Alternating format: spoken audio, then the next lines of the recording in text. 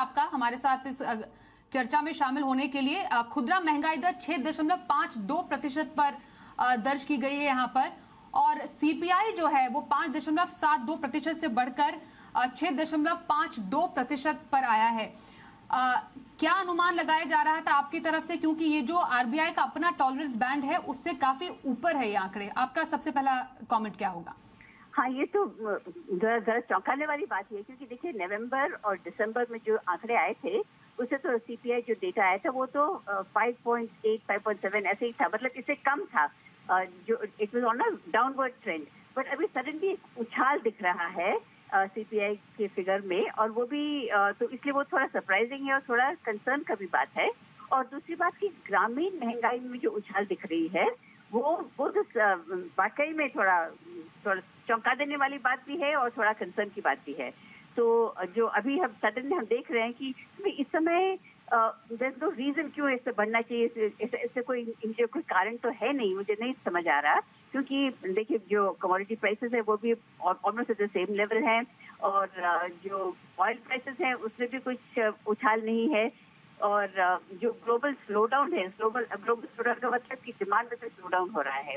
तो अगर slow down demand में है तो उससे प्राइस कम होना चाहिए, ज्यादा नहीं होना चाहिए।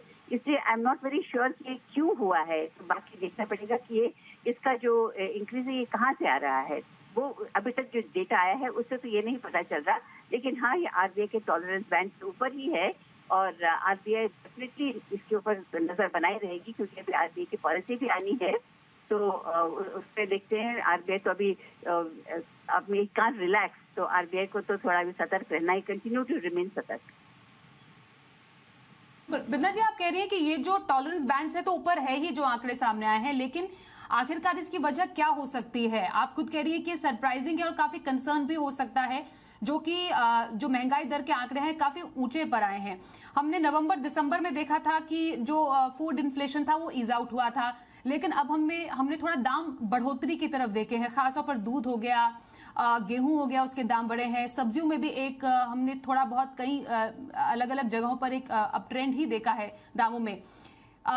ये एक आगे आने वाले समय के लिए, या आपको लग रहा है कि एक बड़ी वजह हो सकती है फूड इन्फ्लेशन में धीरे धीरे जो अप ट्रेंड हम देख रहे हैं आने वाले टाइम में? हाँ बिल्कुल, फूड इन्फ्लेशन पे तो इट कुड भी, क्योंकि देखिए पूरी दुनिया में अभी जो शॉर्टेज है वो फूड की है, फूड की क्राइसिस बनी हुई है। तो food crisis, fuel crisis and debt crisis, ये तीन मेन क्राइसिस हैं दुनिया में।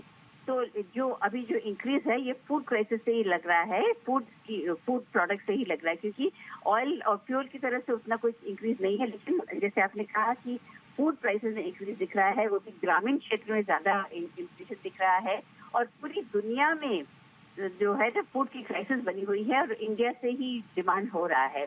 तो मुझे भी लगता है कि मे बी ये फूड की तरफ से ही इसका जो पुश है, इन्फ्लेशन में जो बढ़ोतरी दिख रही है वो फूड आइटम्स के कारण ही हो सकता है।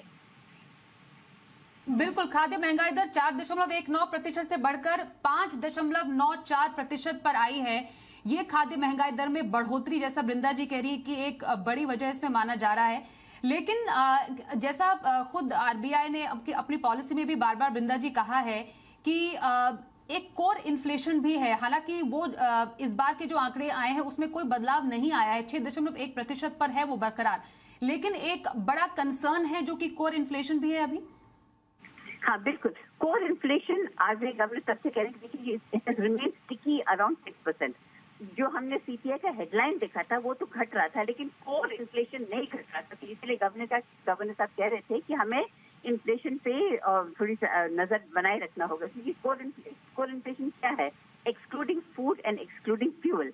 तो यानी ये दोनों आइटम्स को अगर हम निकाल दें और फिर भी अगर इन्फ्लेशन ना घटे, तो इसका मतलब ये है कि जो डिमांड है वो कहीं पर बहुत ही स्ट्रांग है, और उस डिमांड को कंट्रोल करने के लिए ही गवर्नर साहब ब्याज दरें बढ़ा रहे थे। तो मुझे लगता है कि अभी हमारे पास कोई चारा नहीं है except to increase the rate. तो वो जो ट्रेंड था इस बार जो हमने देखा सिर्फ 25 बेसिस पॉइंट था, तो जो अभी नेक्स्ट पॉलिसी आएगी मुझे लगता है कि उसमें भी 25 बेसिस पॉइंट से ही इंक्रीज करेंगे। लेकिन हाँ, गवर्नर साहब को जब तक जो कोर इन्फ्लेशन, जो स्टिकी इन्फ्लेशन है, जब तक वो नहीं घटता तो हम ये नहीं कह सकते कि हमने इन्फ्लेशन पर जीत पा ली है। मतलब वृंदा जी, आपने बहुत बड़ी बात की कि ये जो आंकड़े आए हैं, और जैसा कि आरबीआई पॉलिसी में कमेंट्री में भी गवर्नर ने कहा था कि ये विड्रॉल ऑफ अकोमोडेटिव स्टांस जरूर है, लेकिन आगे एक और बढ़ोतरी की गुंजाइश है। तो आप कह रही हैं 35 बेसिस पॉइंट और उसके बाद पॉज, और हम तब उसके बाद देख सकते हैं कि हाँ थोड़ा स्थिर रह सकती है ब्याज दरें। हाँ, 25 मैंने कहा अभी next time another 25 basis point से इंक्रीज हो सकता है, 25 बेसिस पॉइंट, और उसके बाद they can go into pause mode. लेकिन अभी तो नहीं लगता कि जो इंक्रीज का सिलसिला है वो कम। मुझे लग रहा था पहले कि शायद सीपीआई जो है वो डाउनवर्ड ट्रेंड पे बनी रहे, लेकिन ये नहीं, नवंबर और दिसंबर का जो डाउनवर्ड ट्रेंड था वो उसको अभी रिवर्स कर दिया है जनवरी के फिगर्स में। तो इसीलिए मुझे लगता है कि ये जो 6% लेवल से भी बढ़ गया है, तो इसलिए RBI can not sit back and do nothing. तो इसको तो काबू में करने के लिए, और वो भी देखिए जो कोर इन्फ्लेशन है विदाउट फूड एंड फ्यूल, वो भी अभी तक वैसे ही बना हुआ है, यानी डिमांड जो है कहीं पर थोड़ा स्टबर्न है, कहीं पर बहुत स्ट्रांग है। तो इस डिमांड के ऊपर, क्योंकि अगर डिमांड को कंट्रोल न किया तो इन्फ्लेशन और बढ़ेगा। तो इसीलिए मुझे लगता है कि आरबीआई और एक और रेपो रेट इंक्रीज होगा अगली पॉलिसी में। तो अभी भी गुंजाइश बाकी है और दरें बढ़ने की। वृंदा जी, हमारे साथ चर्चा में शामिल होने के लिए धन्यवाद। तो जनवरी में सीपीआई के महंगाई दर के आंकड़े बढ़े हैं, खुदरा महंगाई दर के भी आंकड़े बढ़े हैं, और जो कोर महंगाई दर के आंकड़े हैं वो जस की तस है। लेकिन जो आरबीआई की टॉलरेंस बैंड है 2 से 6% की, उसके ऊपर ही है, जिसके मद्देनजर ये जानना और समझना जरूरी है कि अभी भी इन्फ्लेशन एक बहुत बड़ी चिंता है, जिसके मद्देनजर जैसा वृंदा जी ने भी बोला, आगे महंगाई दर के बढ़ने का जो सिलसिला है वो जारी रह सकता है।